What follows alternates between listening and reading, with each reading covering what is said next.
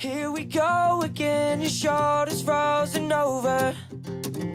Time for me to play my least favorite game of all time.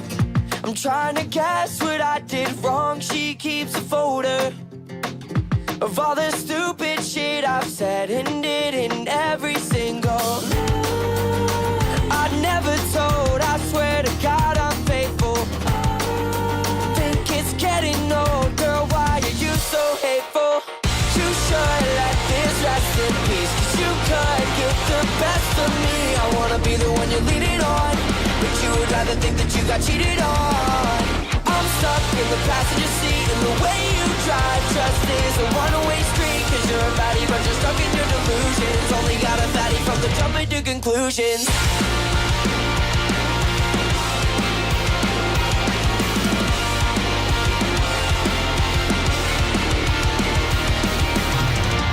Take me back in time to you when I get coffee on your couch.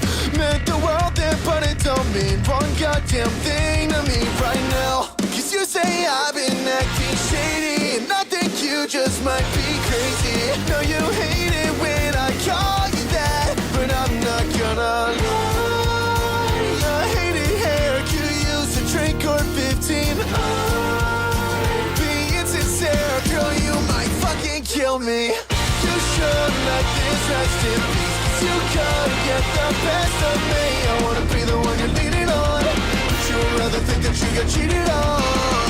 I'm stuck in the passenger seat, and the way you drive just is a one-way street. 'Cause you're ready, but you're stuck in your delusions. Only got a fatty from the jumping to conclusions. She never skips leg day. It's driving me insane. She never skips leg day. It's driving me insane. You should let this rest in peace, 'cause You could get the best of me. I wanna be the one you're leaning on, but you would rather think that you got cheated on. I'm stuck in the passenger seat, and the way you drive just is a runaway street. 'Cause you're a baddie, but you're stuck in your delusions. Only got a fatty from the jumping to conclusions. She never skips leg day. It's driving me insane. She never skips leg day. It's driving me insane.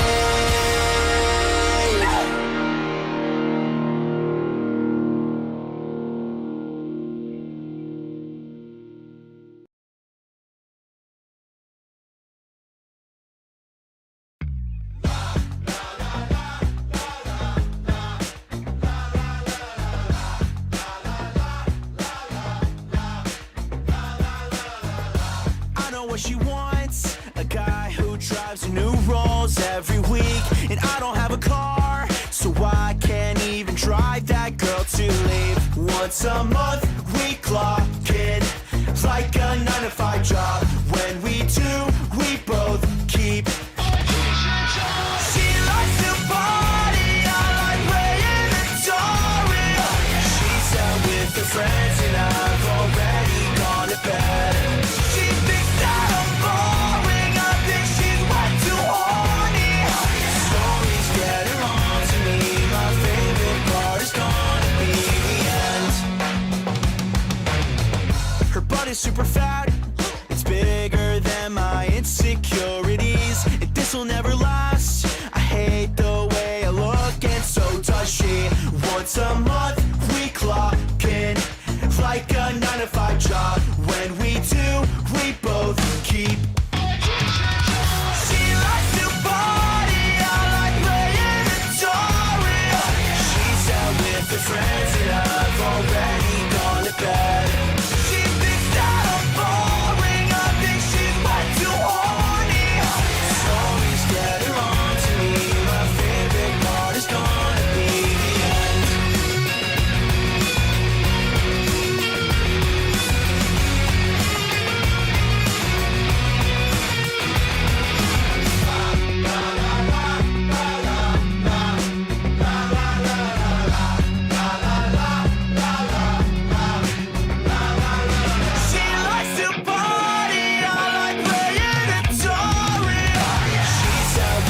friends and I've already gone to bed.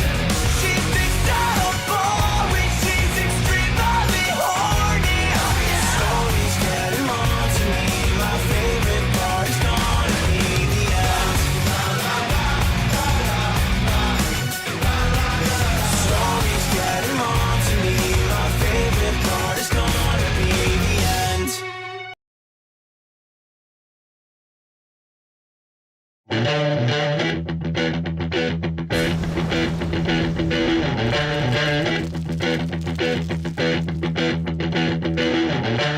Please allow me to introduce myself.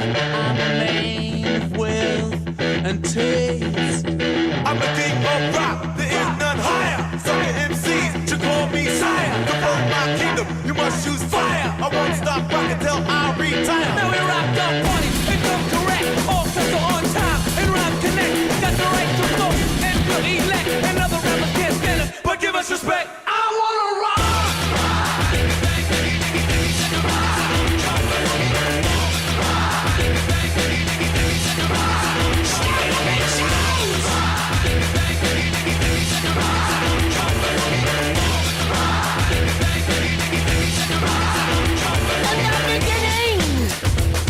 Back in 1955, man didn't know about a rock and roll show. No, that guy. White man had the schmaltz, black man had the blues.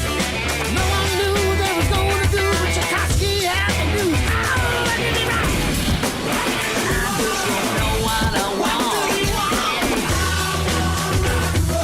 I love rock and roll.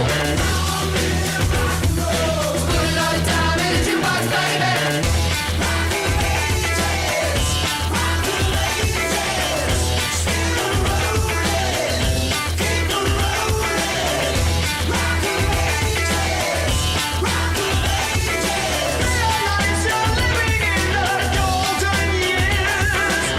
You can't be me, I'm a rock star. I'm rhyming on the top of my car. I'm a rebel in my phone, pops, it's almost over now, it's almost over now. And it came to pass. The rock and roll was born. Love across the land, every rock and band was going up a storm. And the guitar man got famous. The businessman got rich. And everybody was a superstar. He was a singing rich. Ah, let me rock. I just don't know what I want. I love rock and roll. Put it on time in the jukebox, baby.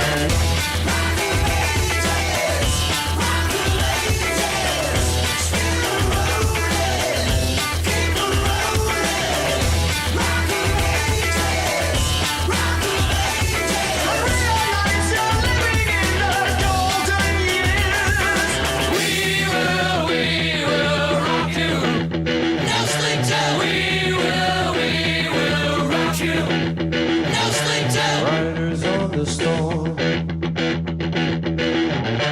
Riders on the storm. Into this house we're born. Into this world we're thrown. Like a dog without a bone, an actor out on loan. Riders on the storm. And the music was good and the music was loud.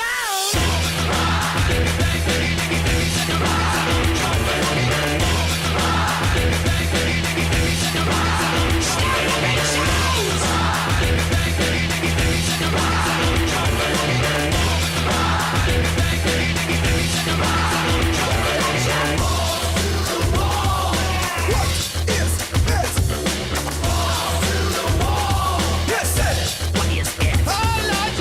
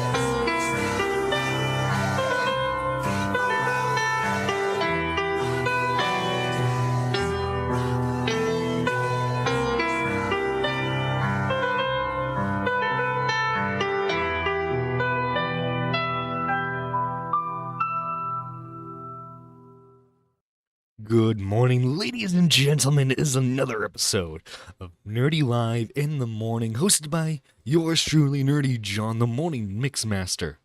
And guys, not only is it another episode of Nerdy Live, it is the 4th of July. And you know, I figured something. Why not do the greatest American pastime known to man and make fun of a British person?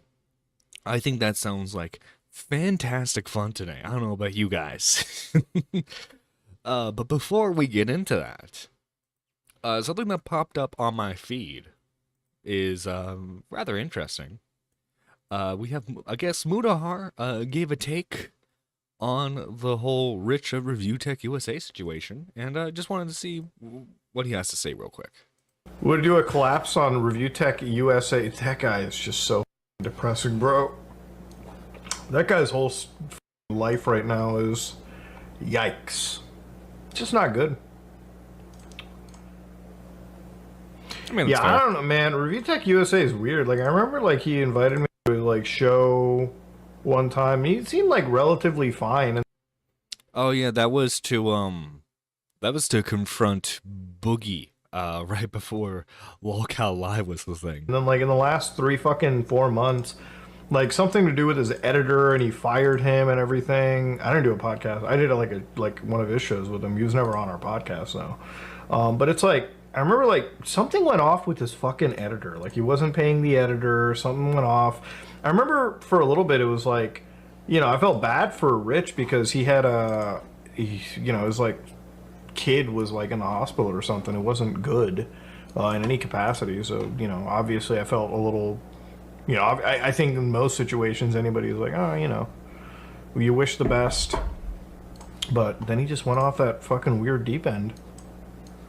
Yeah, it's, you know, the thing about Lolcow stuff is, you know, the moment, because he would always just, like, what really irks me about, like, a little bit with the DSP stuff is he was kind of like shitting on, like, people like fucking DSP all the time, and it's like, I don't understand. DSP, he's not, like, I don't even think that DSP is, like, as big of a lolcow in this series as, like, fucking, honestly, like Review Tech, the way that he was acting in the last 3 months, it's like, bro. I mean, I can see that. I can see that. I think in terms of, like, lolcow behavior, Phil gets a bit whiny, right? Phil gets a bit whiny. Rich has been just getting angry at people nonstop, and I hope it fixes for him. I hope it fixes. But guys, okay, all right, hang on. We gotta play a little game, guys. We gotta play a game, okay? And it is okay. Let's picture a situation, right? You're getting canceled online. Now, it could be that you said the N-word. It could be a doctor disrespect situation. Maybe you laughed at a kid with cancer. All right, but you gotta choose one of these guys to defend you.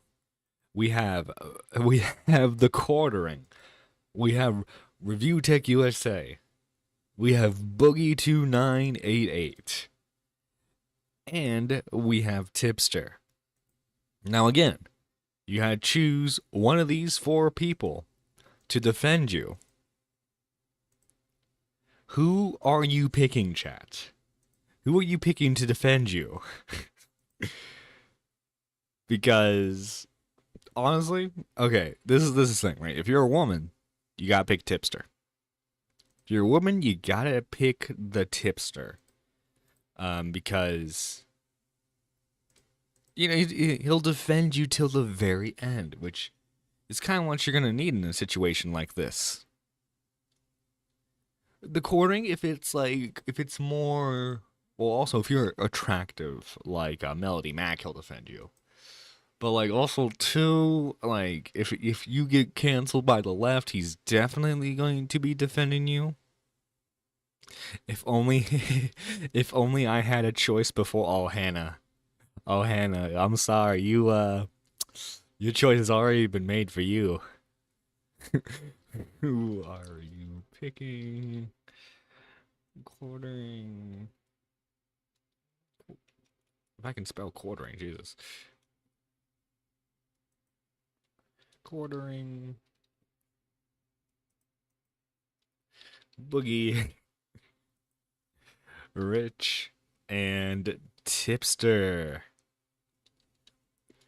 All right, folks, and in a little bit, when the votes are all made, we'll see which guy you guys want defending you. If I have to make a personal decision,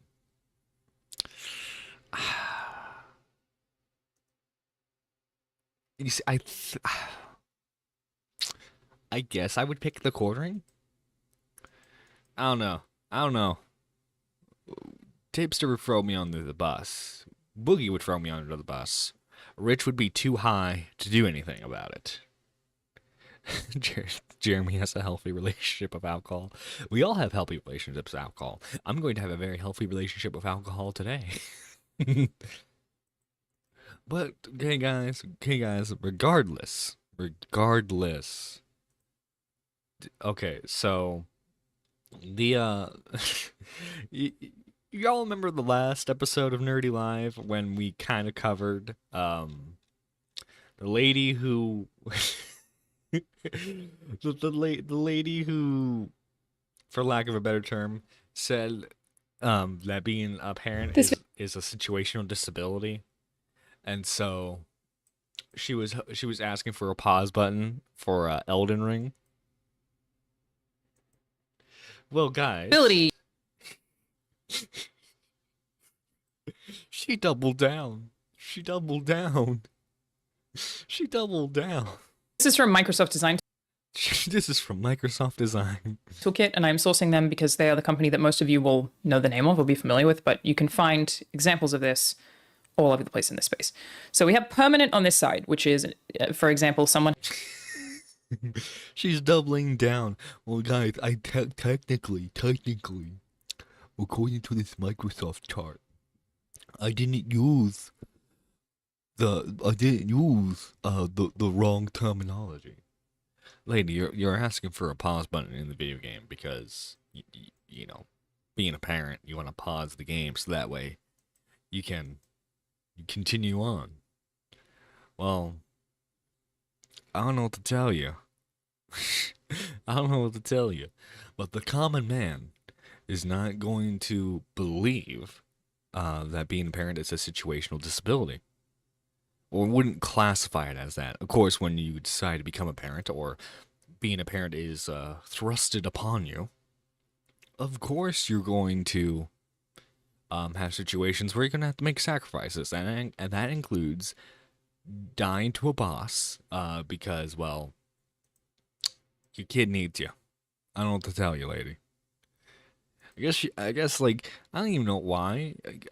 I guess apparently she herself is not a parent, but she was, like, arguing from the perspective of being a parent, which is a weird argument to make. Again, her stance boils down to she wants a pause button, that's it. That's all she wants. I don't know why you have to make such I don't know why you had to pull out the disability charts in order to, like, try to get your point proven. I guess you won. It was a dumb argument to make, because if there's a reason why on a lot of Soulsborne games don't have pause buttons, usually with the factor of, like, the game, even when you're playing single player, it's technically always online. But I guess she just really wanted to die on that being a parent is a disability hill. And, you know, she wants to do that, she can do that. Kids are work, but always worth it in my option. Good morning, all. Good morning, Zaylin. Hope you're doing well. But, guys, it's the 4th of July. We gotta make fun of a British person. Unfortunately, British Runner is not here. It's not here right now. So we gotta make fun of basically a British lolcow. Gross Gore. If you guys don't know who Gross Gore is, well, we'll be watching the Turkey Tom video. But to give a quick summary, he is a former League of Legends streamer. He was at the height of his popularity back in the day. And then some stuff happened where his audience kind of lost respect for him. Let's find out what that is right now. I believe the saying goes, to err is human, but to persist in error is diabolical. I would add that to persist in error and live stream it to hundreds of people is a modern job option. While a few successfully manage to redeem themselves and make a comeback, some people seem to be incapable of noticing when they've overstayed their welcome, after having completely wasted chance after chance given to them by an audience or platform. This applies to none other than Ali Larson, also known as Woken Wolf, or, as you might have heard of him, Gore. From being one of the biggest people on Twitch streaming RuneScape and League, to over 300,000 subs and well over 10,000 average viewers, to being banned over multiple accusations of sexual misconduct and grooming, and lastly, embracing being cheated on by his girlfriend and even finding a way Look at that. Look at the thumbnail for that. Oh boy, interview, cuck relationship. Are you really a cuck? Worst experiences? Whose idea was it? Boy, if that's not a thumbnail, I don't know what is. way to enjoy it. This is the story of the downward spiral of Gore. Many of the people I've covered had relatively normal lives up until a certain point, usually when they became famous, when they were plunged into some kind of turmoil. For Ali Larson, however, turmoil was his natural state of affairs. He was born in London, 1992, into a family of 4, his parents and 2 sisters. Though it's common for any family to get into disagreements and arguments every once in a while, the Larson household was extraordinary in that regard, as fights between his parents— Wait. Fun fact. Augie Stogger Tati C came from Gore's community. Oof, oof. That explains a lot. Weirdly enough. parents would often become physical. At one point, a fight got so heated that it escalated to his dad setting his mom's car on fire, supposedly because he was jealous of her. With a domestic situation— I feel like that's a healthy way of handling I feel like that's a healthy way of handling things, right, guys? I mean, come on, your wife, you know, your spouse, is doing stuff you don't like, just set the car on fire. That's simple. as troubled as theirs, it came as no surprise that, when Ali was just 4 years old in 1996, his parents got a divorce right as he was about to start attending school. Because of their fractured family unit in 1997, Ali and his family, minus his dad, had to move into a hostel. For the 3 following years, they shared their living spaces with multiple other people and families in order to minimize costs. Despite how fraught a situation this was, Ali was not particularly upset, as he spent most of his time playing games with the 30 or so other children that lived at the hostel, going as far as to say that these were the best— Right, well, because, like, I guess, like, especially when you're a younger kid, you don't recognize the financial situation that your family would be in, right? And so, like, in your mind, you're just like, oh my god, you know, I get to have a whole bunch of friends. We can play video games, we can play tag, whatever British children play. Stab the wanker, I guess. And let's end the poll here. It appears everyone has picked the chord ring, surprisingly. years of his life. Ali was into video games from quite early on in his life, naming Pokemon as one of the games he recalls playing a lot during this— Oh, well, I mean, you gotta play Pokemon. period, specifically because it was banned at his school for being too popular among the kids. A while later, his dad bought him a PlayStation, and though the console was already a few years old at this point, it was still a pretty prestigious thing to own as a kid, especially one living in a hostel. Ali's appreciation of the gift was evident, given he played it for around 6 hours every day, with Crash Bandicoot being one of his go-to games. Meanwhile, Ali's mom was looking for someone else to settle down with. She'd get into a stable relationship with a man named Andrew, and as a consequence, they'd move out of the hostel, and out of London altogether, to go live in Kent with him. Throughout these rocky times, Ali always found odd hijinks to be involved in, from stealing and reselling Pokemon cards, to picking lice out of the hair of a girl he had a crush on at school. Excuse-moi. Bro, just straight up, let me take that monkey approach. Let me take that monkey chimpanzee approach. This girl's gonna love that. Alrighty there, buddy.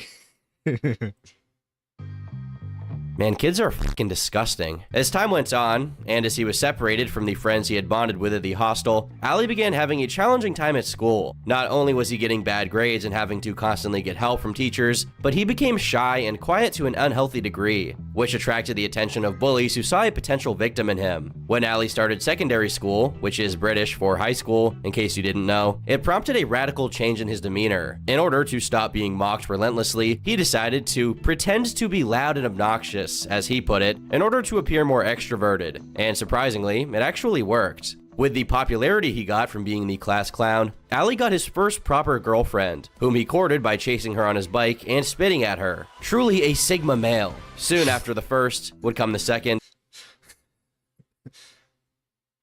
Oi, oi, spits. You want to be my girlfriend, love? Oi, oi.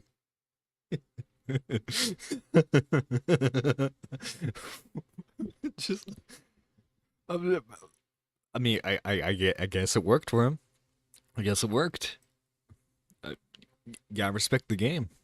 And third, and so on and so forth. However, this era of his life would slow to a screeching halt, because in 2006, he discovered a game you might have heard of, called RuneScape. For the watchers that are either too young or too neurotypical to know what RuneScape is, it's basically one of the first MMORPGs to really catch on. He would play the game with a German teacher of his whom he had a crush on, and just like his first girlfriend, his attempts to court her involved intense flirting, this time verbal as opposed to salivating.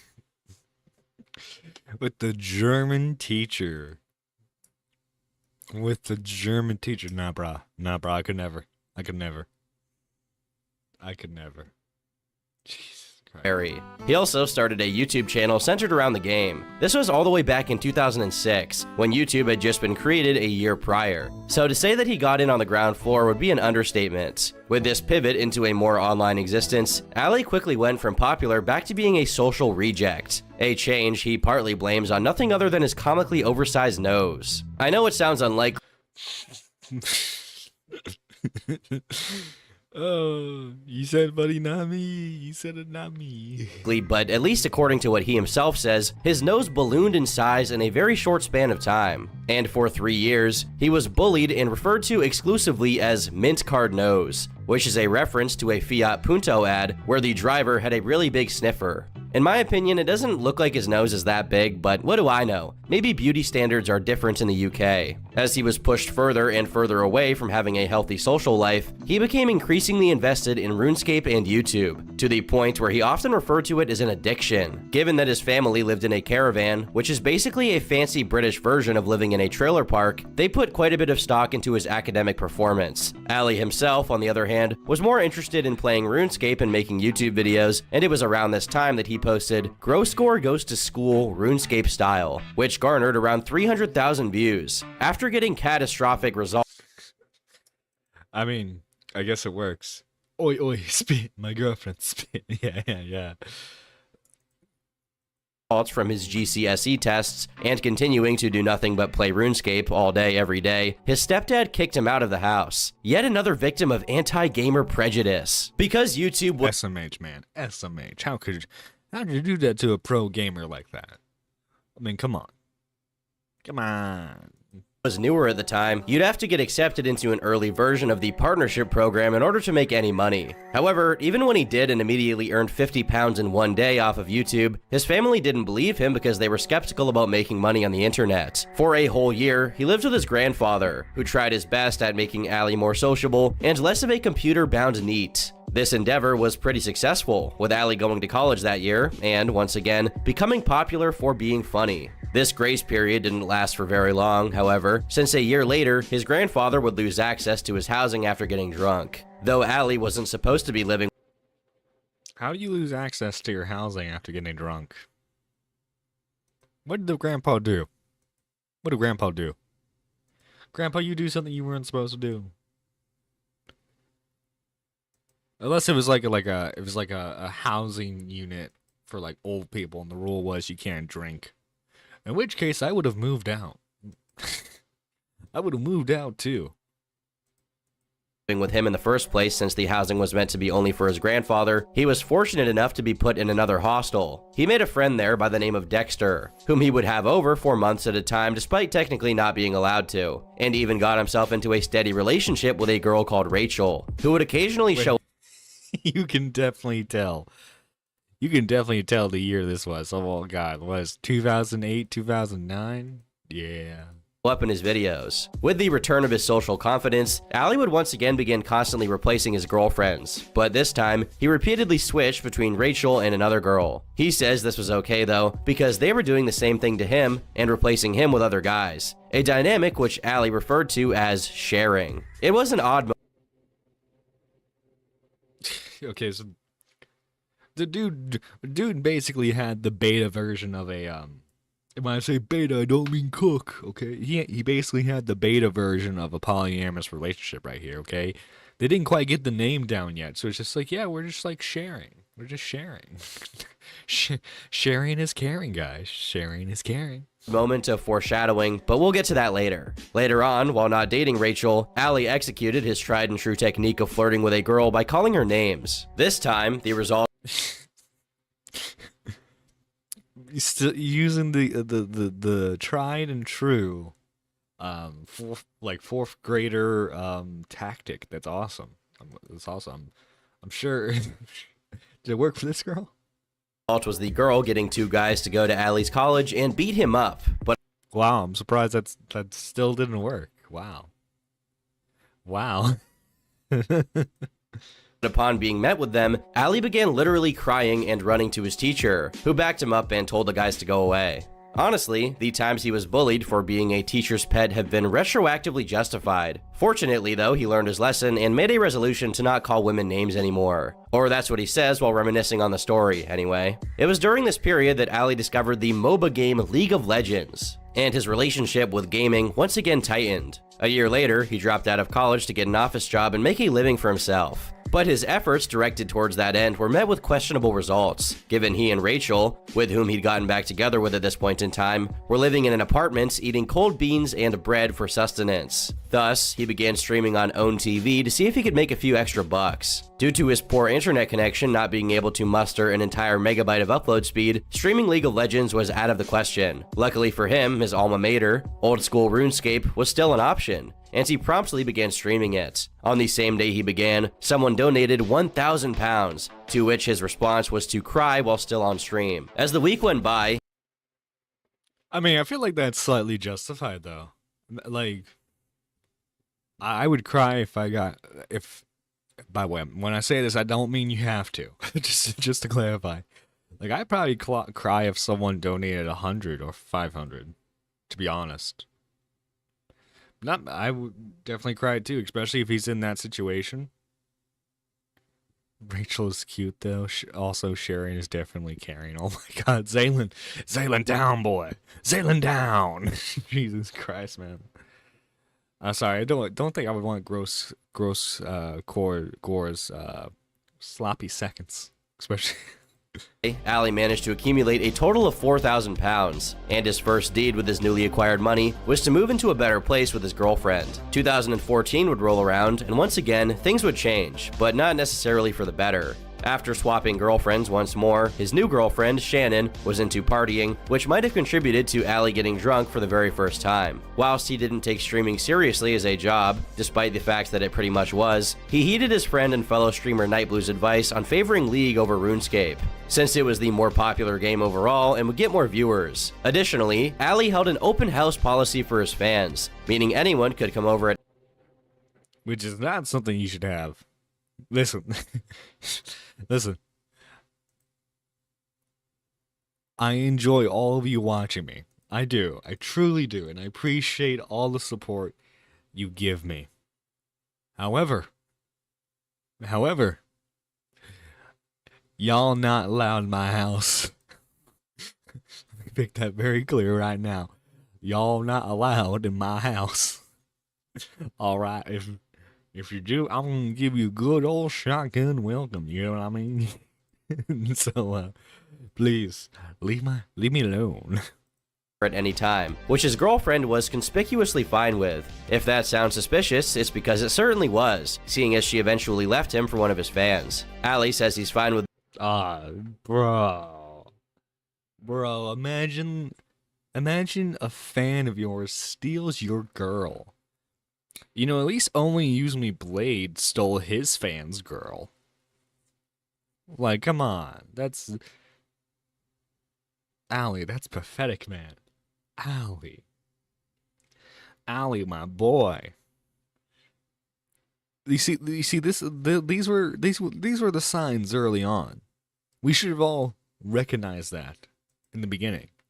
These were the signs early on that he was willing to be cucked. Is all this happening right here? You almost gotta feel bad for him. Almost.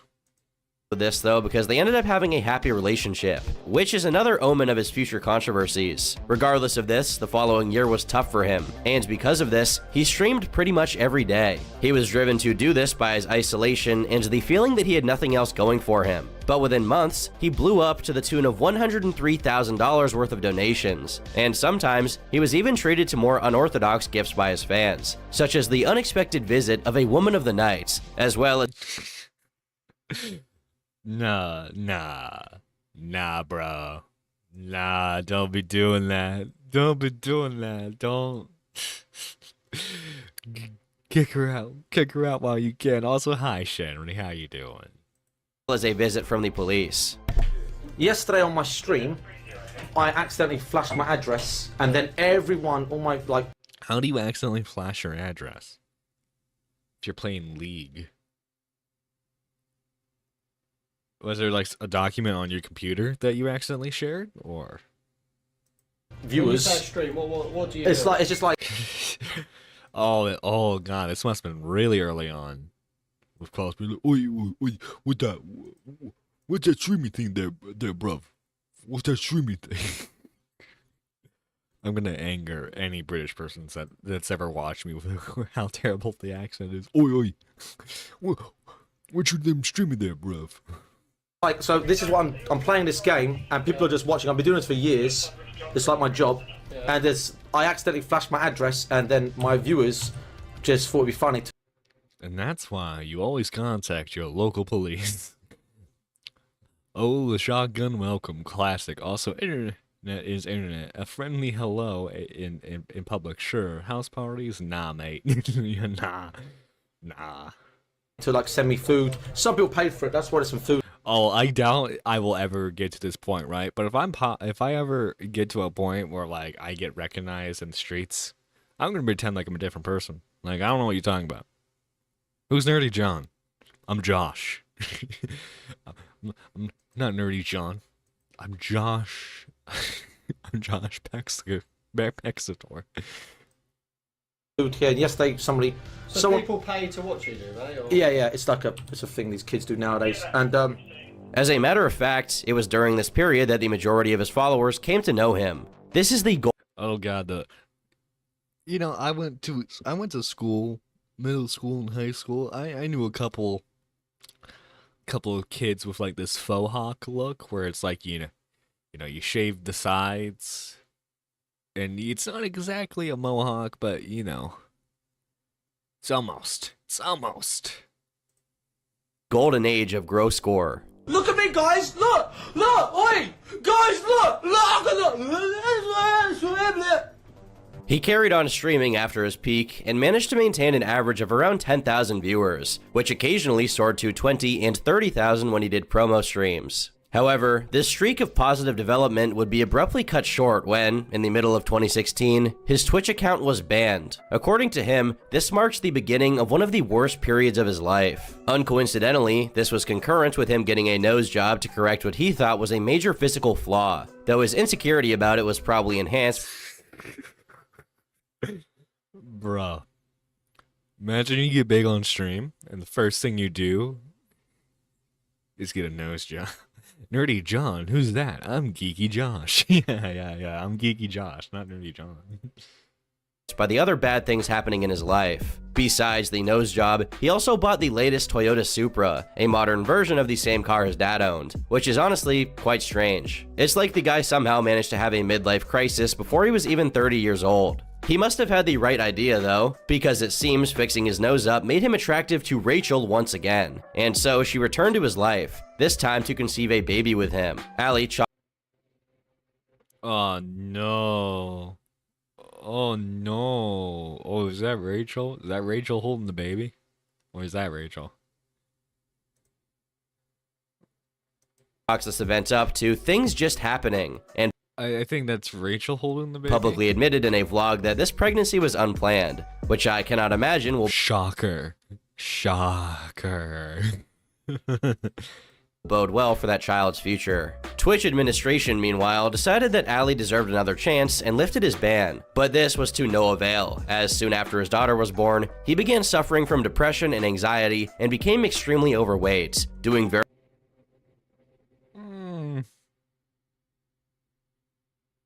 Okay, she doesn't look bad. She doesn't look bad. I definitely would say I preferred the 2008, 2009 emo look, you know?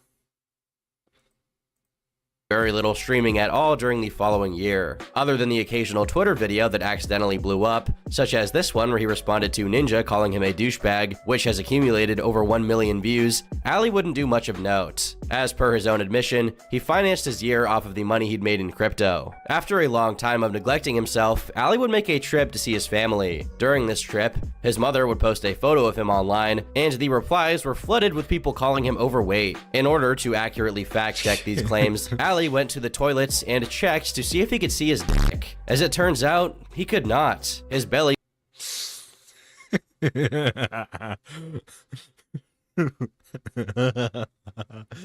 Oi, oi. Oi, oi. I can't be fat. I can't be fat. Let me check if I can see it still. Can't see it. Shoot, I'm fat. He was in the way and he could no longer see it, which signaled to him that it was time for some serious change. Oh, that's tough, man. That's tough. That's tough, buddy. Along with his motivation to get in better shape, his streaming also made a return, though not in its usual setting, but in an office space. Part of his comeback to the streaming world was participating in a stream that wasn't his own, Austin Show, which was then known as Raj Patel, which consisted of the basic setup of getting a bunch of different personalities on the same online video call and having them all talk about a variety of topics. Ali was a guest on it frequently, often arguing with another of the participants called Slicker, who would later become notorious for his gambling addiction and scamming his friends to pay off his Oh, dude, I remember this. And he would, borrow money from other streamers so that way he could stream more. He couldn't see. Nope, he couldn't see it, Shenry. He couldn't see it. debts. For the umpteenth time, Ali broke up with Rachel, this time while drunk in a nightclub, which is a hell of a situation for the parents of a barely 2-year-old infant to be in. Even after separating, they remained friends and have an equally shared custody of their daughter, meaning that she switches between their homes every week. He says he's happy with the guy she's with, but who knows, given their track record so far, they may get back together any day now. Just as the influencer boxing trend was reaching a fever pitch, Ali had set up a boxing match up against KSI, for reasons incomprehensible to me, given his rather small frame, but I suppose knowing that a jacked 6-foot-tall KSI is going to be trying to knock you unconscious is as good of a motivator for working out as you can get. Regardless, he eventually backed out of the event because he was afraid, plain and simple. God damn it, Gore. God damn it. Can you imagine, even if he lost, I bet you if he did a post-fight stream, he'd get a couple thousand concurrent viewers from that. You know, just even if it's just to laugh at him, people would have watched. In late 2020, he did an almost 2-hour-long interview with Dr. K from Healthy Gamer on YouTube, which was basically a therapy session for Ali, except recorded and posted on the internet for all to see. In this interview, Dr. K and Ali discussed a plethora of topics relating to Ali's life, going over things such as his tendency towards spending money and materialism to compensate for emotional issues, Ali's anxiety and problems with eating and his weight, and so on and so forth. Overall, this humanized him to a lot of people who either didn't know him or just remembered him as obnoxious and toxic. This wouldn't be Ali's only opportunity at making a full-fledged return to being a successful online personality. Due to Twitch's gradual change in the orientation of the content at platforms, many people had to reform and stop their more toxic tendencies, and Ali was certainly one of them. In order to adapt, he began doing cooking streams, where he wouldn't play any games at all, and within months, he'd gained over 500,000 followers on Twitch, growing to the tune of 2,000 followers. Yeah, I mean, cooking streams aren't the terrible idea, especially if you're already streaming from your especially when you're already streaming from your kitchen. I mean, might as well take advantage, right? Followers per day. But if there's one thing being a professional online documentarian has taught me, I really just said that, didn't I? It's that you never get away with anything, ever. Everything you've ever done, especially if it's on the internet, will eventually come back to haunt you, no matter how far you run away from it. With his resurfacing into the mainstream, people began spreading certain pieces of information about Ali that painted the things he had done in the past in a pretty damning light, and because of these hits to his reputation, he lost his Twitch account. His immediate reaction was to default into spending all of his money and drinking himself into a stupor, and at this point, it was getting pretty clear that this guy should not be anywhere near alcohol. Eventually, this issue culminated in him having a panic attack around the middle of 2021. This dark cloud supposedly had its silver lining, with him meeting his now fiancée in a nightclub, which we'll talk about later. But how bad could these things from the past have been that it nearly wrecked his life? I admit, I've been purposely hiding details about the story told so far. Mainly, I've told it to you how Ali told it himself, and consequently, whenever he's in the wrong, it's always in a way that's at least halfway noble. But noble could not be farther from the truth. In one fateful early morning, March 12th, 2021, he announced through Twitter that he had made the critical mistake of posting to the r/roastme subreddit. No. Why do people post there? Right? And then they cry about what Redditors say about them. They cry and they whine about all this. Oh, great. Maybe this was a publicity stunt for him. Because, you know, obviously at this point, he's a streamer.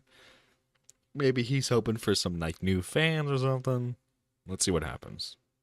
It turns out that people had a lot more in store to roast him for than he could ever expect. Oh, Jesus. A gross score. Ali Larson, SH, indicates in other mishaps. Gross Score is currently a Twitch streamer who focuses on just chatting categories. This is a short summary of his documented crimes, including sexual activity with minors, Jesus, assault, harassment, homophobia, and more. You can read them all about in the detail by clicking this link. Wow. By the way, they always have to include like some like racism or homophobia. It's like, guys, not only did he allegedly made a woman feel uncomfortable or like did something to her, he's also not a fan of the gays. It's like I feel like one's objectively worse than the other at the moment. Let's focus on the main thing, shall we? Leading him to delete the post and the tweet a measly 2 hours after. Oh, asks a 15-year-old to flash him. Brags about sleeping with a 16-year-old in his mid-20s. Oh. Asks another 16-year-old for pics when he was 24. Slept with a 17-year-old in the U.S. Sent revenge to that 17-year-old's mother when they broke up. Oh, that's a yikes for me, dog. To quote Tipster, a yikes for me. The people began massing onto the replies, bringing up all kinds of deep and dark things from his past that he thought, or at least wished, everyone had forgotten. For starters, we have a video of Ali himself detailing how he, along with a group of 70 or so of his very own fans, mobbed a 15-year-old girl on Tiny Chat, spamming with the phrase tits or GTFO. And I said, oh, any girls here? And then someone said, yeah, I'm a girl. I said, you're a girl. You go on camera. So she went on camera. So get the fuck off. So get the fuck off. And there's a recording of me saying it. Get your tits out. She literally went like that and got her tits out. And I was like, this is awkward. She actually fucking did. Sparmac going. Yeah, you're yelling at a girl online to show her. Oh my god. Go after the MILFs, y'all. The mills, exactly. Zaylin, you see, Zaylin understands the program, okay? I've been saying this for God knows how long now. You gotta go after the mills. You gotta go after the mills, okay? So that way, when anything happens, you can say that they groomed you. Alright? You gotta think long term about this, guys. Think of the long term.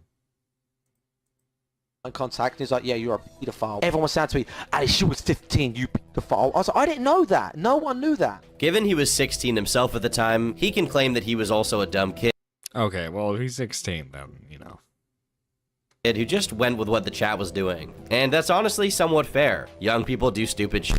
Well, if being 16 is a sign that you're immature, I wonder how the next stories can be explained. In November 2020, a girl came forward and exposed the conversation she had with Ali when she was 17 and he was 21, wherein he continually asked her for pictures. When this happened, not only did he not see an issue with this, it became a joke in his Discord server, with PicXX, the phrase that he would repeat at her, becoming a command that summoned a picture of her feet. Now,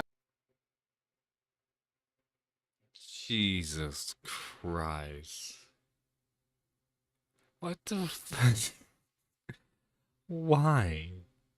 Bro, why? Okay, not only is this guy, it's one thing to be a cuck, right? It's one thing to be a cuck.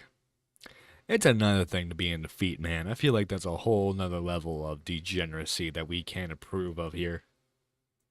Shame. We gotta shame Gore now. We gotta shame him. For shame. For shame. Now, his defense, once being accused of being a pedo, was that he simply didn't know, and I guess also didn't care enough to ask for her age before he asked to see her tits. And this is why you go after MILFs. Because MILFs, you don't need to ask their age. You can tell that they're in their 30s or 40s. And, you know, you're good to go. You're good to go. In another clip, a visibly drunk Ali is yelling at the top of his lungs about how he slept with a 16-year-old girl, despite him being in his mid-20s, guffawing at anyone who didn't approve of it. Some have pointed out the matter of legality in the UK, but even if it was completely legal, it's quite staggering that he's basically bragging about it on stream, out in the open, just 1 week after— You shouldn't be doing that, buddy. You shouldn't be doing that. After Ali's post on r/roastme, this girl, whom the video was about, made a tweet about her experience with Ali, wherein she stated, "With everything that is going on right now regarding Ali Larson, also known as Gore, I finally found the courage to speak up about my own experiences regarding my relationship with Ali when I was 16 years old and he was 23. It's been 6 years since these events, but it's haunted and followed me to this day. After my interactions with Ali, he has tried hard to paint me as a psycho and a clout-chasing whore, in which he unfortunately succeeded, seeing as he's a big creator and I was some random 16-year-old. Our first interaction was through Facebook DMs. I remember I reached out to him because I was so curious if his stream persona was all an act. Through our conversations, he made me believe that this was exactly the case, and that I was the only one who really understood him and knew him. Of course, I believed him, because to me, he was someone I looked up to. From there on, we spoke daily. We added each other on Snapchat and Skype, where we'd exchange conversations, pictures, and video calls. Our conversations very quickly went from purely platonic to romantic and sexual. He'd flirt with me, I'd flirt with him, etc. He'd frequently ask me for pictures, and although I was afraid to send anything nude, lewd pictures were exchanged frequently. We also had frequent video calls in which he masturbated to me in my underwear. We had to— That's, yeah, Gore, buddy old pal, kinda creepy. Kinda creepy there, buddy.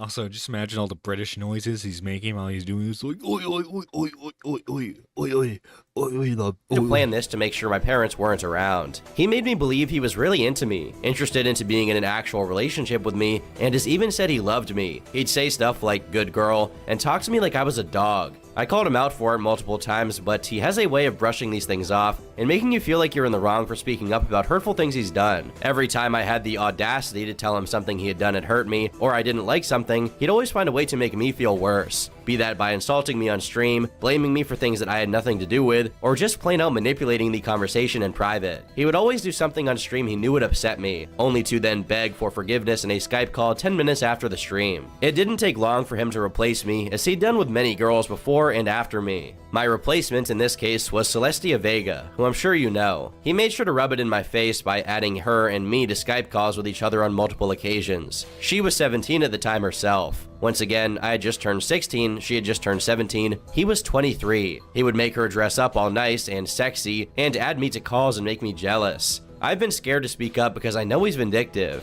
He's proven this by posting a lewd picture of a 16-year-old me in my underwear in his Twitch chat before. That's illegal. I feel like I feel like that's slightly illegal. I feel like that's the type of thing Dr. Disrespect got banned for. I wish kids could be kids, and in this day and age is a bit harder because of the the interwebs. Yeah. But no, yeah, this is repulsive behavior. Yeah, I can see why he's been banned. Jesus Christ. As well as the revenge porn on Celestia. I did not want to upset him more and have him try to ruin my life any more than he had already done. I can't begin to express the effects that this all had on my mental health and myself as a person. Even after we had blocked each other, I could not get rid of his fans harassing me on a daily basis. This was also due to the fact he repeatedly mentioned me in his streams in a negative fashion. I have deleted all socials I was active on since then and only recently found the courage to create new ones and continue with what I was doing before I met Ali. I should also add that because of the fact that I removed my socials and he's blocked me on Facebook, I'm not able to recover a lot of my messages that were sent. I do, however, have some conversations with friends dating back to July 2015 about Ali and the whole situation. I'm also in the process of recovering my old Skype accounts. Along with this twitlonger came a few excerpts of their conversations. The person mentioned in there, Celestia Vega, is a YouTuber whom Ali began dating when she was 17. To aggravate things, this took place in America, which would borderline qualify this as sex tourism. In his video with her, he puts her hand on her breast, which he later explained he did because he grew up in the 90s and watched a lot of Andy Dick. Honestly, And if you know anything about Andy Dick's recent behavior, that's a massive yikes, dog. having Andy Dick as one of your role models does explain a lot about his story. She took to Twitter to address the situation, confirming that she had, indeed, recently turned 17 when they began dating, adding that he cheated on her with a total of 8 women in the period during which they were together. She also says, at least partially because of the way Ali behaved towards her online after they broke up, she was doxxed and all of her family members were contacted. The mention of revenge porn in the twitlonger is referencing the fact that, when they broke up, he forwarded her nudes to her mother and posted to Snapchat joking about it. I don't think you can get— Wow, that's pretty repulsive behavior. Your douchebaggery knows no bounds, Ali. Imagine being this much of a douchebag and your name's Ali. A woman's name. I can see why he would act this way. He's so insecure. Get any classier than Mr. Larson over here. But apparently his history of being manipulative to girls younger than him goes all the way back to 2008, when he was either 15 or 16 and just a toxic RuneScape player. Though 2008, toxic, and RuneScape are practically all synonyms. Twitter user EveEve24 also saw the upheaval around Ali on March 13th as an opportunity to speak on her experience with him, posting the following twitlonger. In 2008, at the age of 13, I made a YouTube channel with the goal of becoming a big YouTuber. It didn't seem like it became a thing, I'm sorry. RuneScape was my life, and at the time I idolized some of the greats like Tanoob Show, Defiled, and Skychi. My videos quickly became popular as I was one of the first people to make PK commentaries. I was getting views and so many people wanted to be my friend. Sadly, Gore was also one of these people. He left me comments calling my voice sexy, and I admittedly loved the attention. We quickly added each other on RS and started Skyping almost every day after school. Ali realized I idolized him during the first few weeks of becoming his friend. At the time, his clan chat was a very popular place to hang out, and I would spend time showing off my rank in it. Ali was always very sexual, always saying how sexy my voice was. He also loved asking me questions about what I looked like, what I wore that day, and what I was into sexually. But I always thought this was just Ali joking, and that he was just trying to be funny. At the same time, Ali knew I wanted to collaborate with him and enjoyed the attention I would get being his friend. This is when Ali started to make deals with me in order to help my YouTube channel. Ali— Oh, bro's a little Harvey Weinstein now, Jesus. Listen, okay, you want the collab, the RuneScape video, you're gonna need to do some favors for me.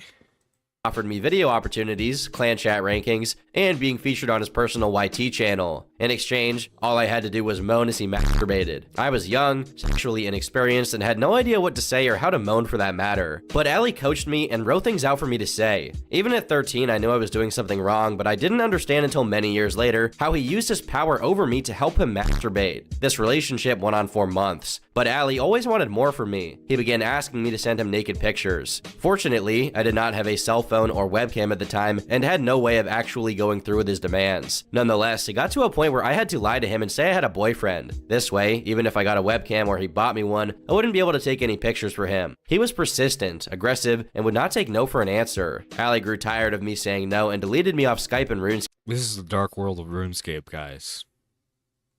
This is why we need to bully them. Well, you... oh, hang on. What does that say? What does that say? It says, well, F you, Ollie. You are a petty ass. That's one way of putting it, Zaylin. One way of putting it. I don't think petty is the best way to describe it. It's more repulsive, reprehensible. He began harassing me in the comment section of my videos. He then went on to tell every big video maker I was a slut and they shouldn't trust me or make videos with me. Ali had tens of thousands of subscribers at the time and had no problem using his big fan base against me. For the next few years, I was constantly harassed by him and his fans. He made other people hate and judge me without even knowing me. I was always too scared and intimidated by his big fan base to ever speak up. With time, people forgot about me and I made peace with the situation. Over the years, I've joined Ali's streams and donated small amounts or subscribed using Twitch Prime under my YouTube name to see if he would remember me and maybe shoot me a message so we could discuss what happened. He has never recognized my name and I could tell he had no idea who I was. His emotionless reaction made me realize how such a traumatic event for me meant nothing to him. For this reason, I believe I'm not the only person he's done this with, and I believe there are many, many more out there with similar stories. She attached a YouTube message she received from Ali back when YouTube had a messaging function. In it, he said, "Don't bother coming into Gert's clan chat, you dirty scumbag. What gives you rights? Fucking slut hoe bag. Go get a boyfriend in real life and get your ass off RuneScape, you silly little fucking slag." Ali doesn't even spare his own family. In one stream clip, he's seen admitting to telling his then 16-year-old sister not to lose her virginity, but instead to sell it when she's 18. Where does pushing your little sister to Ali, you're not right in the head there, buddy. You're not right in the head there, Jesus. Prostitute herself fit in the scale of morally questionable, exactly. This was not done jokingly either, as he would repeatedly do it in other moments as well, telling her to sell pictures of herself on Patreon. Ali, why? Why are you pushing your little sister to do that? Me thinks you have other reasons. Me thinks you have other reasons there, buddy. Kinda gross. Kinda gross of you, honestly, man. Ali, what the fuck? Lo and behold, she eventually actually did it. I wonder how he must feel about possibly having a hand in causing this. Better yet, I wonder how their mom feels. Oh my god, he's probably applauding himself that he pulled this off. Speaking of the Larson family, one of the largest points of contention against Ali is the time when he raised over £9,000 to do renovations in the caravan his family and he were living in. Though it was, indeed, quite in need of them, especially since Ali's family was quite large, as we could see from his caravan vlogs. But Ali would go quiet after the money was successfully raised, saying nothing about the renovations or lack thereof. Later on, he explained this was because he wasn't on good terms with his family at the time, and they wanted to do other things with the money besides renovations, but that eventually it all got sorted out and the money was properly applied. Whether any of that is true is unverifiable, but regardless, the stigma of scamming his own family follows Ali to this day. Well, guys, is this his mom drunk? Talking to him on stream? To add insult to injury, while Ali thought these uncomfortable factoids from his past meant nothing when it came to proving he was some kind of pedo, he had a habit of doing that exact thing to other people. The reason he actually got banned all the way back in 2016, which he neglects to mention, was that he accused a fellow streamer, Crepo, of being a pedophile. Eventually, he'd regret having done this after yeah, that would do it.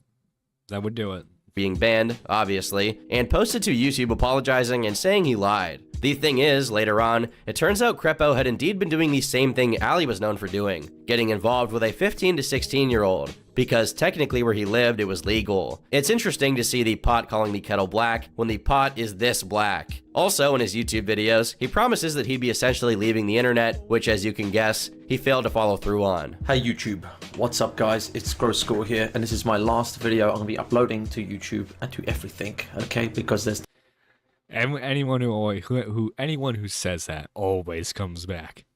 They always have to come back.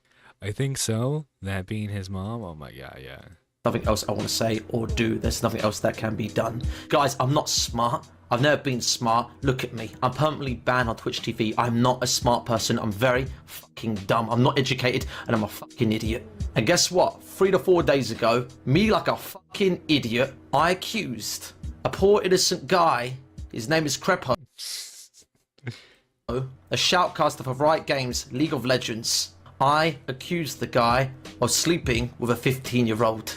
Everything that I said about Crepo wasn't true, and I faced the ultimate consequence of my life. My life is over. I'm not joking. Why did you do it then? What's your reason for doing it? And it is over. And don't tell me it isn't, because it is. My life is over. I ain't streaming on no other platform. There's nothing that can be done. I single-handedly destroyed my life and I deserved it. I didn't know the consequences. I was a fucking idiot. And I'm sorry to everybody. I'm sorry to Crepo. And I'm sorry to Riot Games. And I'm sorry to Twitch. I already became a changed man the second I saw I had a permanent ban. Because every time you guys see... ain't that the truth for anyone who gets banned? Guys, I swear it won't do the thing that got me banned again. Please, pretty please, I promise. Let me back in. Somebody trying to make fun of Crepo, I want you guys to fucking think about me and how my life was taken away from me because what I said, it's not funny. It cost him, his reputation, and my life, and all the people that I employed around me. It cost us all, okay? So do me a favor and fucking stop saying Crepo's a pedophile because it's false, okay? I lied. It's over. Why did you lie though? Okay, it's good that you admitted that you lied, but why did you lie? That's the question. Also, hey J1K, hope you're doing well. I fucked up, okay? I didn't think twice, was angry and upset. It was in the heat of the moment and I fucked up. I was under the influence of others and I fucked up because I listened to other people and I'm a fucking idiot. I love how passionate the speech is. But questionable age gaps aren't where Ali stops either, as he also possesses a history of being a bit of a groper and an indecent exposer, if that's even a thing. He truly does take after Andy Dick. According to the claims of Twitch streamer Jenna Twitch, Ali had done seriously bad things at TwitchCon that were worthy of being deemed sexual harassment. These claims would be indirectly corroborated by none other than Ali himself, who unwittingly added to her claims by saying that another streamer, Ice Poseidon, got him to pull his penis out during TwitchCon. Honestly, I have no idea. Why would you admit that, bro? Ali, why would you admit that? No, Ali. Ali, if you had enough money for a lawyer right now, oh my God, he'd cry in the corner of how much you're leaving him to work with. Yeah, how he even made it this far before being exposed for all this stuff. Ali's explanation for this is that they did it in a bathroom as some kind of initiation ritual because they thought it was funny for them to all show each other their dicks. No wonder he makes sure he never mentions the specifics of these stories, such as the time he was banned from RuneFest, a RuneScape convention, because of not one, but multiple women coming forward and saying he acted inappropriately towards them. His methods of harassment supposedly include, but are not limited to, talking about a woman's breast to other people in front of her, crawling towards a woman's behind on camera, forcefully kissing them, publicly posting videos declaring how much he wants to have sex with them, and a top-tier display of class and gentlemanliness, purposely filming a lady breastfeeding her baby. Does it get any better? Ali approaches... Oh, what a gentleman, am I right, guys? What a gentleman. I can see why all the ladies just fall for him. Supreme gentleman territory with clips such as this one, where he rants about women and how he's better than they'll ever be. Forgive me, Lord. I was born with a big nose. Who cares? I'm the better person. I'm bigger than you'll ever fucking be. I'm the better than you'll ever fucking be. You're nothing but a scat, and I don't give a shit who says what. Men will always overcome women. We can't. All right there, buddy. All right, get that fedora. Describe it. We just fucking do. We overcome you. I can't describe why. You know why. That's why there's such thing as feminism is involved. Men will always take control. Men will always be the better race. Men will always be better than you. Did you say better? Did you say better race? What? What an idiot. You think he's drunk here? I think he's a little drunk, just a little. Just a tiny little drunk, you know? That's why you're trolling. That's why you're mad. Because men is always the superior. Men is always the better. Men is nothing but better than you. That's why you're mad. That's why you think you can slag around. That's why you think you can be better than me. But tell you what, love, you're never better than me. I'm sorry. His Britishness makes this so much funnier. I'm the fucking ultimate now. That's why I'm the best of the best. As all of this came to a head, once again, he was banned from Twitch, having his partnership terminated along with it, which indicates that the ban is likely permanent. The apologetic, though not quite meeting the criteria for an apology, video he posted as the r/roastme thread didn't do much to slow the unraveling of his new and improved identity, as mostly he just did the routine of claiming he was no longer the person who did those things. At this stage in his career, the majority of his content while streaming was just taking text-to-speech abuse from donors, so when he lost TTS privileges, he stopped streaming for a while. During this hiatus, he made a statement to Esports News UK on his ban, saying, "My haters emailed Streamlabs and Stream Elements saying I'm a pedophile and woman abuser, but they won't let me see the emails they received. Within 2 days, both these platforms banned me because they got scared by fake emails. But they can't hold me down. I'm bulletproof. Cancel culture is getting out of hand. The day I..." Yeah, guys, all I did was brag about how I slept with 16-year-olds when I was in my mid-20s. I mean, come on, what's the big deal? Ali's a heathen. Yeah, that's one way to put it. Get a criminal record, then they can hold me guilty. But I don't have one. None of these girls will say anything because none of it's real. It's all crap, it's all for drama. And like Twitch, these companies, Streamlabs and Stream Elements, took the bait. Companies are too scared about what other people think, and they believe rumors. Years ago, it was innocent until proven guilty. On the internet, it's guilty until proven innocent. And by that point, you lost all your sponsors and nobody wants to work with you. Any allegation people make, they don't want to work with you. It's pathetic. I can't wait until 10 years' time when it will get better, but my god, it's insane. Without Twitch and Streamlabs, his bread and butter, his circumstances looked quite dire. Perhaps you're wondering what this eccentric young fellow is up to now. I mean, there's always Cash App. Having had his character so thoroughly assassinated by the embarrassing and bad things he'd done in the past, and realizing just how exposed he truly was to everyone online, surely he didn't involve himself in another absolutely humiliating and depraved scandal, right? Nah, when Ali's bill came for his past actions, that's when his self-destructive tendencies began manifesting at their most extreme. He began streaming on YouTube following the permaban on March 18th, but wouldn't post any proper content for a while. During some of these streams, he totally contradicted his apologetic video, essentially accusing his accusers right back. Respectively, he accused them of being sexual harassers, domestic abusers, crazy porn stars, and last but not least, dumb attention seekers who were just jealous of his success. Eventually, he returned with a nonchalant video of himself driving his Supra. What no one expected was that it was immediately followed by a banger titled, "My First Gay Experience," which...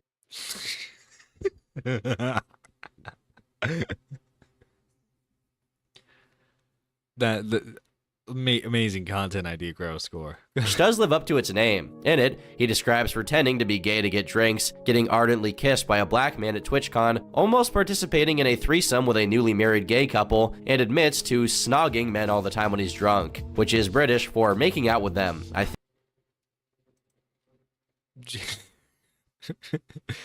I hate to tell you this, Gross Score, but you might be a little gay. You might be a little gay if you're... Look, a lot of straight men get drunk, but not a lot of straight men make out with other men when they're drunk. Just saying. Guys, this is where the story gets really interesting, because all these men are men. They're not like, they're not like 20-year-olds. These are like men in their 40s and 50s. Big beer bellies, big scruffy beards, blokes, Chris Moyles, basically, blokey blokes, right? And they're like, and you hear that, guys? Ali likes himself a manly man. He likes a man with some experience. It seems like instead of going after the MILFs, he's going after the DILFs. You look at them and, oh, they look really intimidating. No, they're very friendly, guys. And I walked straight up to them and they were like, oh my God, come have a drink. And I was like, okay. And I'm thinking, yeah, free drinks. And he was like, this is a gay bar, you wanna come in? And I was like, yeah, I wanna come in, free drinks. Because I know, in experience, people think I'm gay. So I thought, yeah, I could just go in here and pretend to be gay and get free drinks. This was the first of many examples of his new content format, down-to-earth vlogs in which he communicated with the viewer, in a way a lot less abrasive, and without the usual trying his hardest to be funny. Which on paper, it's not a bad idea if you're trying to humanize yourself, but man, after those allegations, ugh.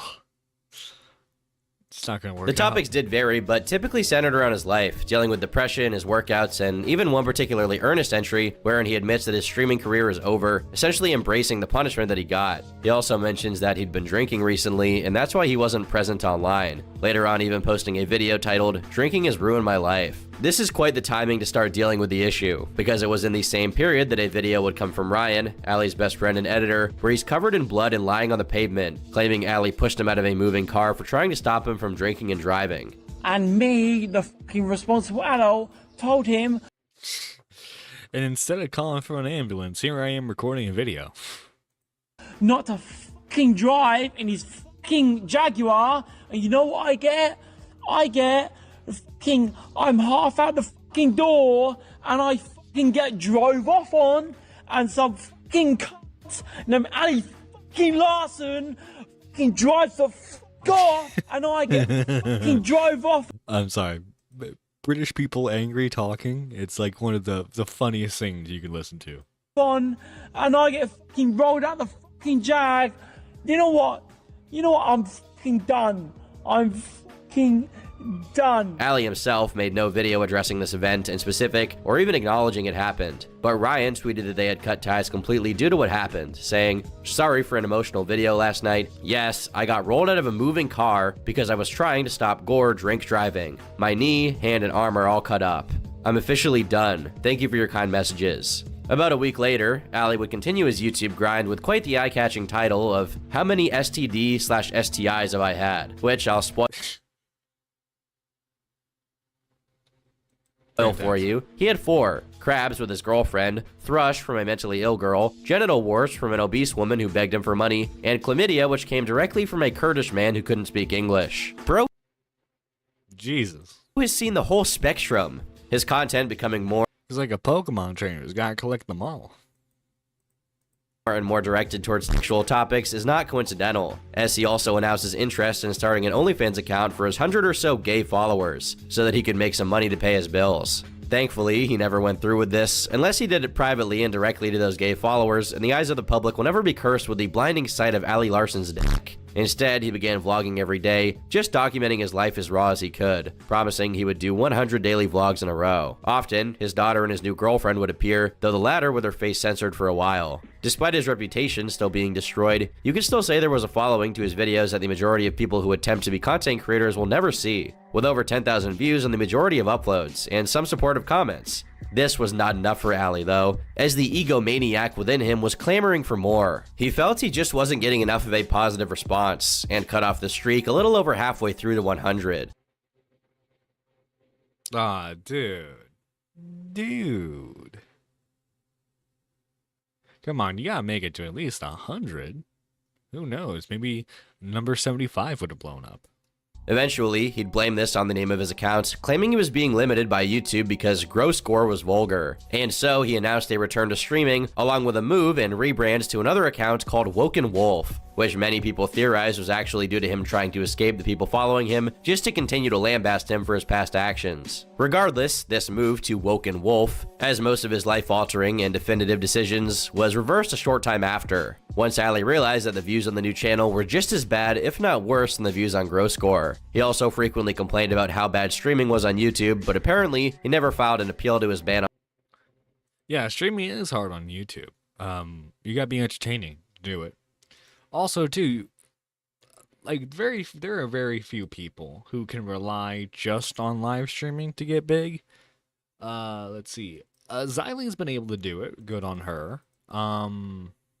Tommy was able to do it for a short bit. What you want to make sure you do is you want to make sure that you're like clipping your live streams, and also shorts, TikToks. Those work great as well. Ali, you gotta get on the grind set, buddy. And on Twitch out of pride because he didn't want to return, even if given the opportunity. Often, his entitled attitude towards having a large audience would shine through, as he compared himself to other YouTubers who were having a peak in popularity and just wouldn't understand why he didn't have what they had. Mind you, he openly acts like he's hitting some insane low, when in actuality, he's making $100 a day just streaming himself playing video games or talking to chat. I mean, $100 a day, that's more than like a lot of people's average wage a day. So you're still making money. Obviously, he's more used to like the thousands upon thousands of dollars he used to get. If you manage everything well, you could sustain that. You just have to make sure you're branching out into like other forms of content as well. That's really it. As opposed to the majority of people who have to actually do work to earn a lot less. His frustration with streaming grew exponentially, and he would not only take it out on his girlfriend during live streams, but try and push her into doing OnlyFans for an extra source of income. This is yet another pattern of behavior of Ali's, as he himself mentions that his 2 ex-girlfriends and his sister all do OnlyFans because of his influence. Eventually, his current girlfriend would also cave in and begin doing OnlyFans, only for Ali to record the world's most depressing video where he announces it and asks people to support her. He legitimately looks depressed while recording it, which is unusual, as even in his sadder videos, he retains at least some of it. I mean, you can't be sad after you're the one that's pushing for the OnlyFans too. Look, guys, I know I've been trying to get my girlfriend to do OnlyFans. Like, I've been like the main pusher. But like, it's really sad that I have to announce that you guys can see me girl's bum on OnlyFans. Jeez. Of his usual motivation. Her OnlyFans account immediately became part of the top 2% of the websites, and though Ali's financial I don't know if that... See, that's an accomplishment, but at the same time, I can't help but feel pity. woes were slightly softened, he began being worried that she would leave him now that she was successful, as this had apparently happened to him before. But slowly as the financial situation improved, he developed a more and more positive and hands-on stance towards it. This is, once again, ironic, since just a little while before, he was ranting and raving about how terrible Twitch was for allowing women to sexualize themselves on it. I guess it's okay as long as he's getting a little bit of that bag. But if all of that wasn't bad enough, Ali and his girlfriend decided to take it a step further. Right at the beginning of the year of our Lord, 2023, he posted a video to his YouTube channel called "I Had the Best Cuckold Experience," and this is the point of no return, chat. This is the point of no return. Any chance of his career recovering from this? Absolutely done for. He's done so. Gone. You can probably guess what it's about. Most likely to prevent her from leaving him for someone else, Ali entered into an open relationship arrangement with his girlfriend. He even qualifies that he's only a cuck insofar as other men also get with his girl, but he's not the kind that he likes to watch or be involved in it, though he has done so before, which I won't get into for the extreme explicit nature of the topic. It's also worth mentioning that he considers anyone who disapproves of what he's doing or finds it disgusting as cringe and a low testosterone. He also gives the infamous and previously heard excuse that men who aren't okay with this aren't okay with it because they're insecure, and he's so masculine that he lets other dudes bang his chick. In the interview with him and his girlfriend about the arrangement, they both clarify that it was all his idea from the start. Of course, digging that hole. He's digging that hole deeper and deeper. He's digging it deeper and deeper, much like the guy who's been with his girlfriend. All of this was gut-wrenching for the people who were sticking by up until this point, who most likely just wanted to see more wholesome cooking streams and lifestyle vlogs of Ali just being, normal. But that's precisely the issue. Ali does not want normal. He wants to be the center of attention by any means available to him. Whether that's being a toxic pro gamer, getting into drama for clout, or pimping his girl out. At the end of the day, it's all okay. Because, you know what? He's now finally credit card debt free, and being made fun of online, which means a few extra clicks. Fantastic video by Turkey Tom. And as as the end point there showed, he enjoys a little cuckoldry. But here's a video from about a month ago from Gore. He's gonna give us the truth on everything. So let's watch, shall we? I look like absolute crap because I haven't actually had a shower yet. Listen very carefully. Maybe you should do that first before you get on camera. You know, brush your teeth, get a shower, put on some deodorant, you know. I turned 32 2 days ago. You might have realized. By the way, big oof on the like to dislike ratio there. Oof. Well, some, I don't know, maybe you haven't, but some people might realize, why haven't you been streaming Grossy? Why aren't you live on Kick? The truth of the matter is, yeah, I've been streaming for over 2 months on Kick. I put my blood, sweat, and I tried the hardest I could try. I streamed every day. Like, I missed like 3 days of the month, of the first month. Boys, I was live 6, 7, 8 hours a day, every day. I burnt myself out. That's number one. That's point number one. Point number two is it's not working. I've tried everything. I've even climbed LP. I've hit 350 LP EU West. I've been energetic. I've been hyper. I've been interactive. I do Q&A. We play games. I talk. I react to donations. I don't know what to tell you, man. I don't know what to tell you. Instead of solely streaming on one site, maybe the multi-stream thing? Well, wait. I think now you can multi-stream from Kick to YouTube. I think that's what Chud Logic does. That he streams to YouTube and Kick at the same time. I think he also still does Twitch. But anyway, that's an option you could have, man, and it's an option you're not taking. I was even thanking followers and shit, man. Nothing fucking grows. It doesn't grow. The channel don't grow. Nothing grows. And I burnt myself the fuck out. And that's the truth. And then well, also, too, no offense, man, but you're still playing League in 2024. I don't know what to tell you. Like, League's not a bad game, but it's time to move on, man. Play Valorant. Play Overwatch. Something. The realization about a week ago came to me. And I was like, you know what? I'm done playing up to this cuck persona. I'm done. He's done playing up the cuck persona, guys. He's done. It's over with. Fed up. I'm done. It's not working because all you boys have been duped. It's all fucking been. Mate, I'm an actor. I played up to the part of it just because I thought it'd be funny. I thought you guys would find it funny, me playing like a cuck so you can make fun of me and there'd be more donations. Apparently not, because I've done about fucking 30 fucking streams. I haven't had a single donation nor a single sub, bruv, and I streamed for 6 to 7, 8. Okay. Guys, how come you haven't sent me money? How come you haven't sent me money, guys? I need the money. I'm Gross Squad Ali. Come on, guys, give me the money. Hours a fucking day. Clearly what's happened is you fucking idiots out there that actually believe that cuck bullshit have lost respect for me, and now you don't watch me, and now everywhere I fucking go, people are saying, oh, Gross cuck Gore. Like, bro, I've tricked you all. You're all fucking idiots. I'm sorry, who was the one who made the video titled My Greatest Cuckold Experience? I think that was you. Was that you? Was that you, bruv? Was that you, bruv? You're gonna believe that bollocks. I legit do it because I find it funny and it's people that straight bollocks, man. Straight bollocks. About me, but clearly it's not working, and that's the truth. So about a week ago, I was with my boy Leon in the gym. I said, you know what, fuck this, man. I'm going back to 2015. I'm gonna go back to me. I fuck the internet, fuck everyone, only focus on me. And that's why I ain't been fucking streaming for the past goddamn 5 days, because I don't give a flying fucking shit. And listen, there's about 1% per people that watch me that give a shit. People like River Rian in my chat.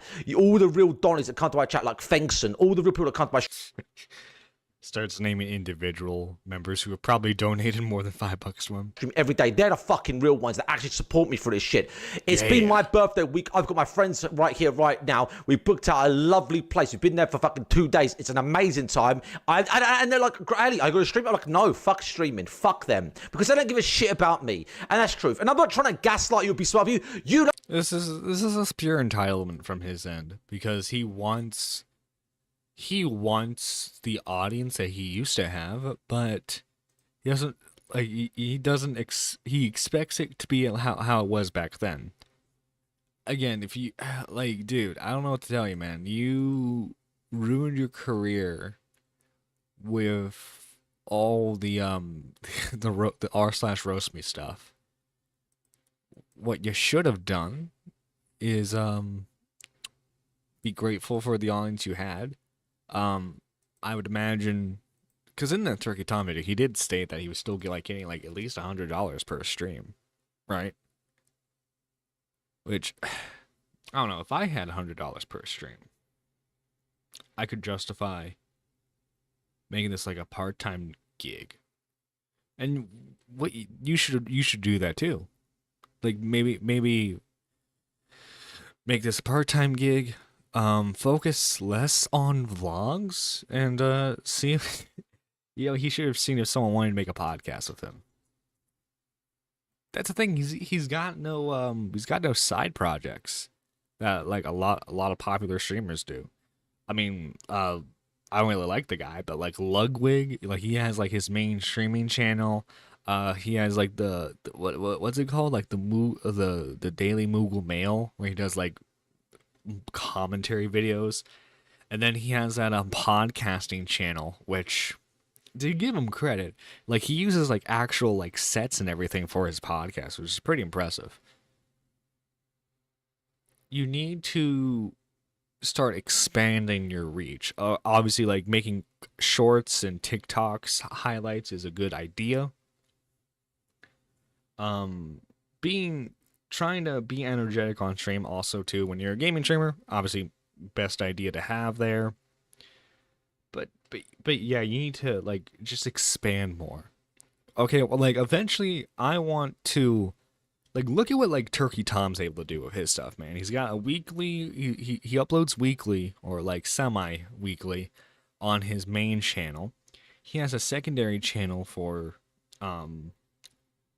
not lower quality, but like more like mass production of commentary videos, and then you have his third channel, which is like clip highlights, and you have his IRL channel, which has been pretty entertaining so far. I think Gross just really needs to expand what he does, because obviously what he's doing isn't working. You don't give a shit about me. You don't. You actually just want to make fun of me, and that's it. There's 1% of my community that actually give a shit about me. The 9. Well, I'm sorry, man. Once you like start saying stuff like that, you let your girlfriend sleep with other dudes, yeah, people are gonna make fun of you. I don't know what to tell you, man. 9% you're here to fucking roast me, make fun of me, and judge me in my fucking life. I quit vaping about 9 days ago. None of you guys gave a shit. It was the most hard. Are people supposed to?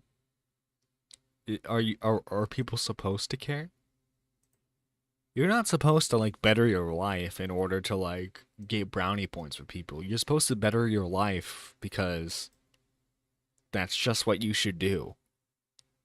No one owes you like, oh yeah, great job, mate. You quit vaping. Great job, mate. No one owes you hardest that. thing I ever fucking did. One of the most hardest addictions I've ever overcome. And then we got the fucking streaming thing where I'm going to the gym. I'm going to the gym not for funs or giggles. I'm going to the gym to be more alpha, to be the fucking real me, man, to have more energy. I don't want to rely on caffeine or nicotine to be fucking gross fucking gore. And that's what I'm saying to you boys right now. I'm not streaming because I don't want to fucking stream, because you don't give a shit about me and I don't give a shit about you. I will stream when I want to stream. And when I do stream, fuck you, I'll do it for myself. And I'm doing the farm clips for my fucking socials and get the fuck out there. It's a business. I just stream for me. Okay, well, it's a hobby. No, it's not business. It's a hobby at that point. If you're streaming for yourself, it's a hobby. I'm streaming for myself. It's a hobby. I'm not able to make this a full-time job. Not yet, anyway.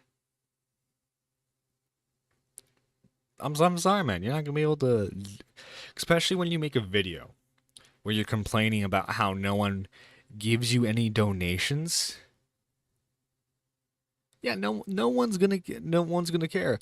This is gonna make people not want to donate to you even more. You're basically you're pulling a DSP moment here, Tom. My greatest non-vaping experience. Yeah, that's what you should have titled the video. It's like, all right, guys, all right, chops, all right, bruvs. I quit the vaping. Business, that's all it is to me, and none of you guys give a shit about me, nor I give a shit about you, and that's it. That's why I haven't streamed, because I don't care. Nobody out there, if somebody would have came along and be like, yo, Grossy, happy early birthday, here's 100 subs, I'd be like, you know what, I'll fucking do a stream. The amount of entitlement from this, right? The amount of entitlement. Because, like, look, man. Like, whether you're, like, a small streamer starting out, or you're, in your case, a fallen off streamer, you can't expect people to just give you money. Okay, you can't expect that. Any donation, any sub or membership you get, you have to be extremely grateful for. And like how to word this? I don't know, man. Like have donation goals. Have donation goals where it's like for example, I mean we didn't reach the goal, but like I remember, what was it, 3 months ago during like the Mama Mac stuff, I had a goal for the one chip challenge. Like, do stuff like that, do fun interactive stuff like that. Maybe if like, oh, there you go, like have a like a members only vlog or something, right? Like that would be maybe not the best idea, but like you get what I'm trying to say. Like, you need to incentivize, if you really want people to donate to you, you need to incentivize them to donate. But none of you guys do. You don't give to me, so I don't give to you. Now, I know you're probably thinking, but Grozy, you should be giving, and then we give to you. Nah, man, I'm too old for that. I'm 30 fucking 2. I've been a streamer. I'm too old, man. I'm too old. For 20 years. Now you're all gonna call me entitled. Good. Well, it's hard to not be entitled when I've gone from being one of the biggest streamers to fucking dead streamer, bruv. It's hard to go from that to that. It's hard. You need to understand, it's like overcoming a fucking drug addiction. It's hard just to quit, man. I've had that walk of life, and now going back to having nothing. It sucks. It's hard. It's the opposite spectrum. Again, man, I'm sorry you did that to yourself. And that's what I gotta deal with. I don't talk to my chat no more. I don't thank followers no more. I don't get, if people want to donate, roast me, I don't play your donations no more, because fuck you, man. I'm not some walk. Dude, I'm sorry, but like the thing of a streamer is that people watch so that way they can interact with the creator. That's the whole point. That's kind of the whole point of live streaming. I mean, for example, we have Nintendo Mail right here, Gore. Now that's a name I haven't heard in a long time. No, it hasn't been Nintendo Mail. No, it hasn't. You see right there? That's called interaction. Walking piece of shit you can make fun of anymore. From this point onwards, I was saying this last week on my streams. I've done like 2 streams since I've dropped the cuck shit. None of you are gonna make fun of me no more. You gotta start I dropped, guys. You can't make fun of me anymore. Respect me, and that's it. And if you don't respect me, you get a fucking banned, mate. If you're gonna respect me, I respect you. If you can't, fuck you, get the fuck out. You stay blocked, fucker. That's it, man. I'm enjoying my fucking birthday week. I'm enjoying the gyms. My priority right now is just go gym and fucking pump OnlyFans content. That's all I give a shit right now. Jesus Christ. Now, I will stream when I want to stream. My friends have gone home, and when I've got time to, when I want to. I want people that want to watch me because they want to watch me, not because oh, he's got a schedule. Fuck a schedule. Fuck schedules. Fuck all you. Okay, I don't know if you know this, man, but schedules help people know when you're going to be live, so that way they know when they can expect content from you. For example, okay, right here, here on Nerdy Live, we always go live at 9 a.m. EST. And, it's an awkward time slot, admittedly, because, one, people, usually your average stream demographic's not going to be up during that time. But for the few people who are able to watch this, for example, right? Like, we got, about five people watching right now? Those are 5 people who know the time I stream at. And so in the future, if they want to continue watching my content, they know, hey, Nerdy John, he goes live every Tuesday and Thursday at 9 a.m. So if we want to watch his content, we gotta watch then. Obviously, if there are like some snags here in between, always gotta make sure you keep like your fan base updated on like when streaming schedules change and all the things like that. You're going down a completely self-destructive path because Gore, much like Boogie and Wings, got popular when it was pretty easy to get popular. And I'm not saying there wasn't any talent there to begin with. Again, this is a guy who had 10 to 20,000 concurrent viewers at some points. And so, like, obviously, like, when you just stumble into that,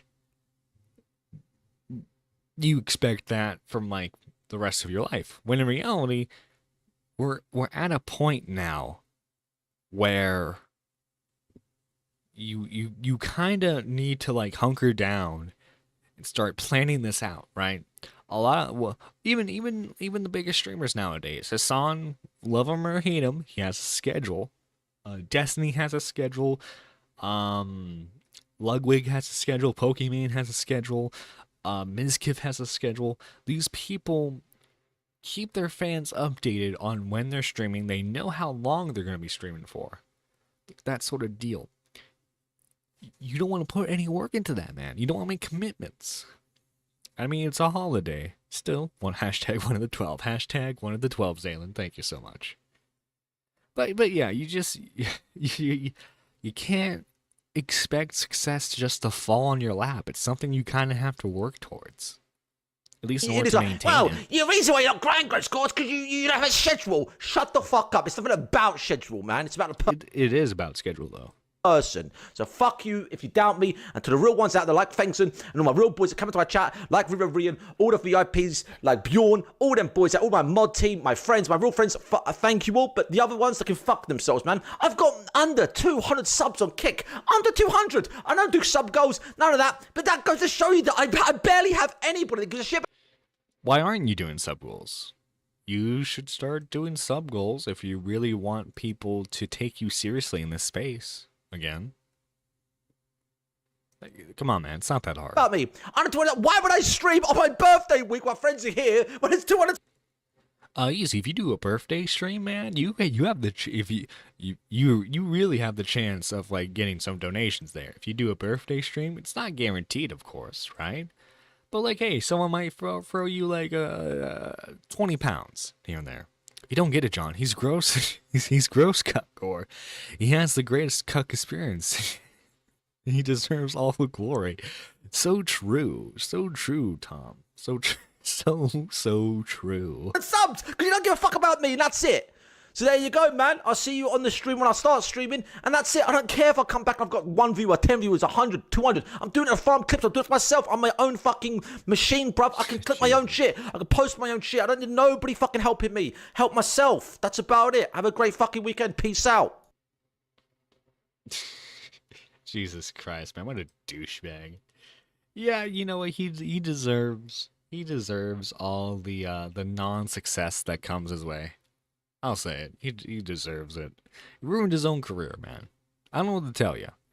Sometimes there are instances of, like, you're a talented creator, but, like, the niche or the genre that you do just isn't popular, anymore. And, you know what? Did it to himself.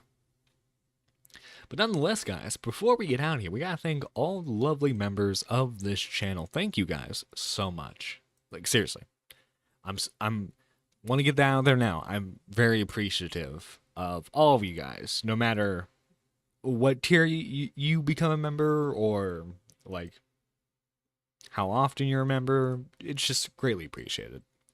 We gotta thank Pigeon Salad, of course, because he's the $9.99 tier, and he's been at this tier for like 6 months. Seriously, Pigeon, thank you, man, so much.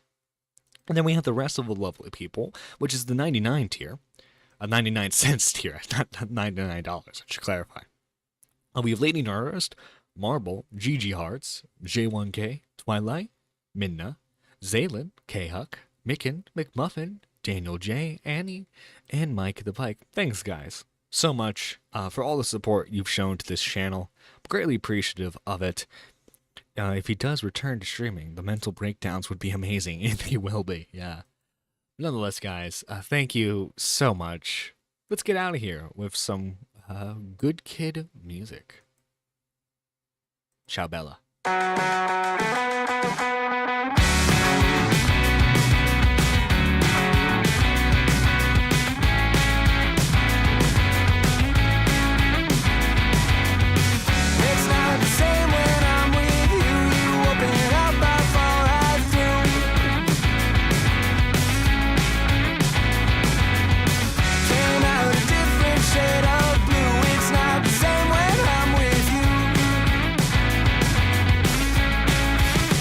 But it's always a surprise when, oh, it's always a surprise when the tide comes in. When the tide comes in. But it's always a surprise when, oh, it's always a surprise when you call again. When you call again.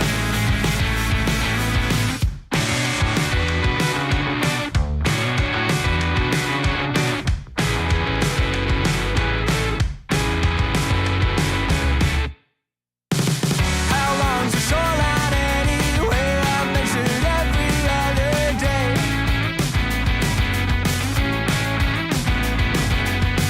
Tide washes all my work away. How long's the shoreline anyway? But it's always a surprise when, oh, it's always a surprise when the tide comes in. When the tide comes in. But it's always a surprise when, oh, it's always a surprise when you call again. When you call again.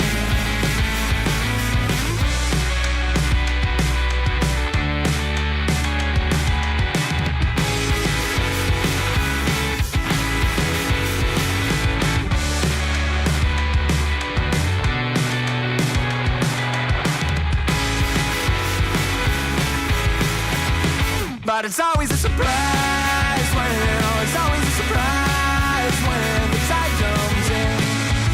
When the tide comes in. But it's always a surprise.